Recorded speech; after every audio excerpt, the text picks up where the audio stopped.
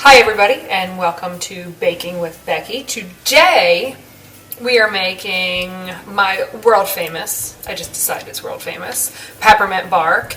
And this is a staple for the holidays for us. And I'm actually on batch number 2 this season. So let's get started. I have already taken about 15 to 20 candy canes, depends on how much peppermint bark you actually want in your peppermint bark.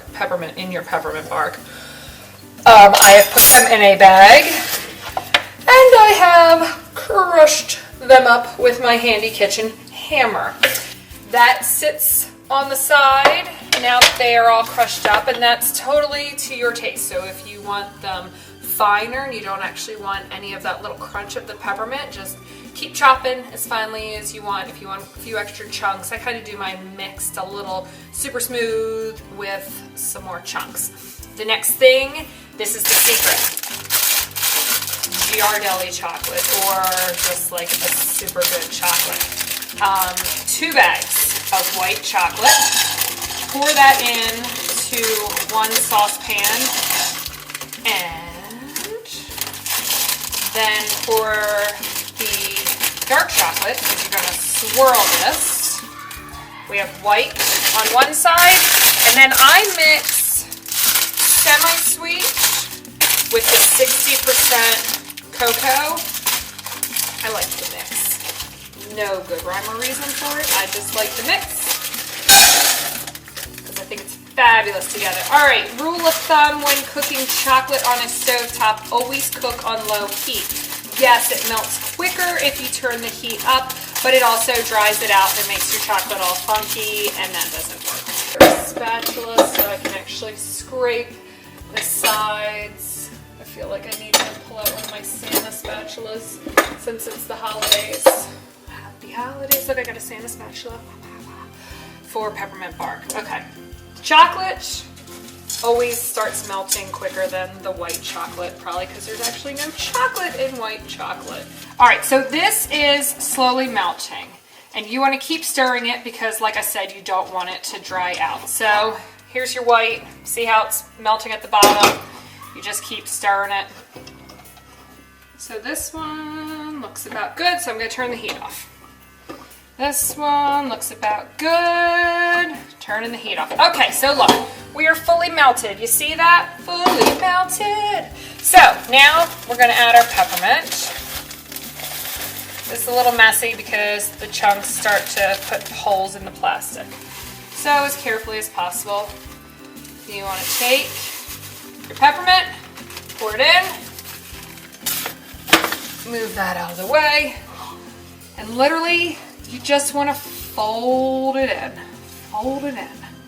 Remember learning that trick years ago? Oh my gosh, it's so pretty. You got to see this. Look at that. Doesn't that look so pretty?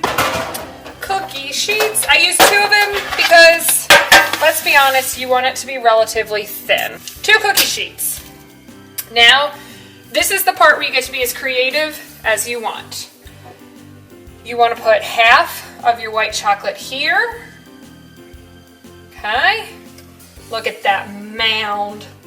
I know you just want to lick it. All right, your other mound here, and again, this doesn't have to be perfect.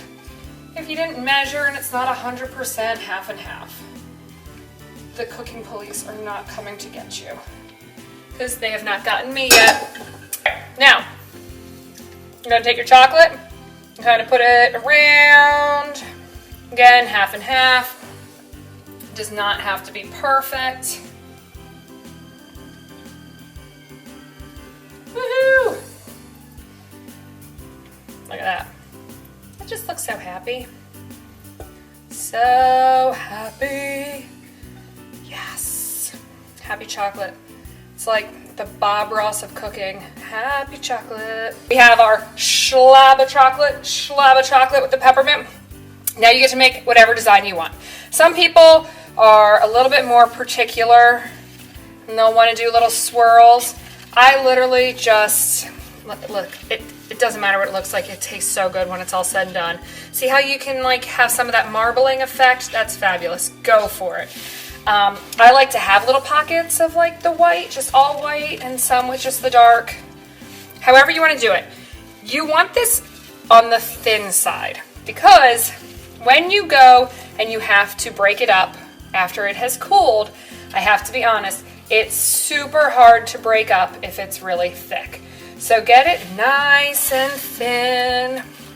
You're going to get it to look just like this. So you probably are going to take up your entire cookie sheet.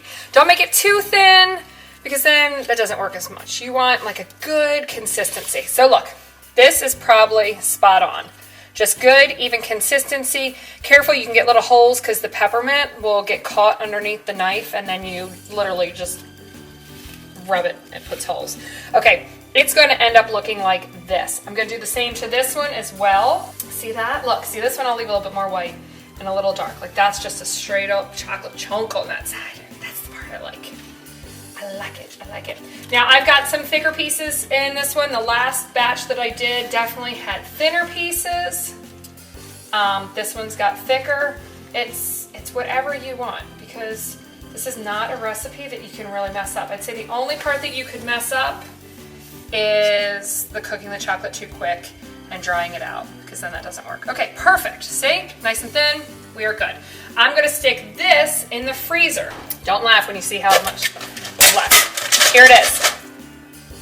I'm going to take it out and I'm going to break it up into pieces like this. So all this is going to come out. It's going to be cold. You can literally pick the entire sheet up and just break it however you want it into pieces of whatever size you want. See, I've got some bigger, some little, some are like darker, some are just all the white. See the little peppermint up in there? Oh my God, so good.